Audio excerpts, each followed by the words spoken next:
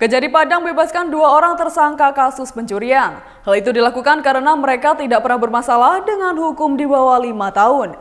Keduanya merupakan pelaku pencurian ponsel dan penggelapan becak motor.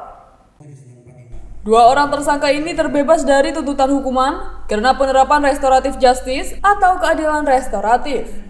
Masing-masing tersangka yakni Jafrizal 50 tahun dengan kasus pencurian becak motor di Gunung Pangilun, Kecamatan Padang Utara, Kota Padang. Kemudian tersangka atas nama Alexandro, umur 41 tahun dengan kasus pencurian handphone di Aurduri, Kelurahan Paragadang Timur, Kota Padang, Sumatera Barat.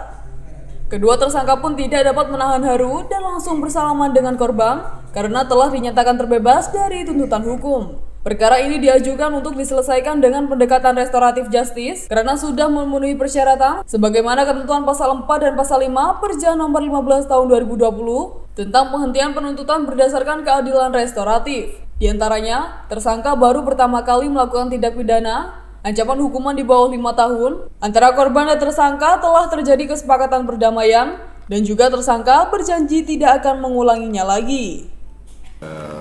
Terjadinya perdamaian antara korban dengan tersangka, antara keluarga korban dengan keluarga tersangka. Perjanjian perdamaian tanpa syarat dan para korban telah memaafkan perbuatan para tersangka dan tersangka juga berjanji untuk tidak mengulangi perbuatan kembali dan para tersangka melakukan perbuatan itu karena faktor ekonomi. Kasihan juga anaknya kecil kan Bang, jadi kita maafkan lah supaya kedepannya tersangka nggak ngulangin lagi gitu.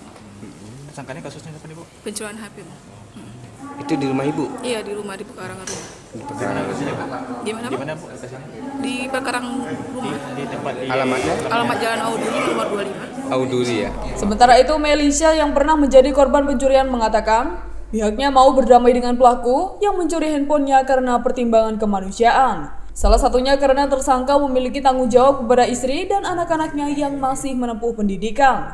Sehingga kemungkinan besar jika dipaksakan melanjutkan perkara yang telah ia laporkan akan berdampak kepada istri dan anak-anaknya, sedangkan tersangka merupakan tulang punggung keluarga untuk mencari nafkah sehari-hari. Dari Padang, Sumatera Barat, Arawir Kariwi, Nasional TV melaporkan.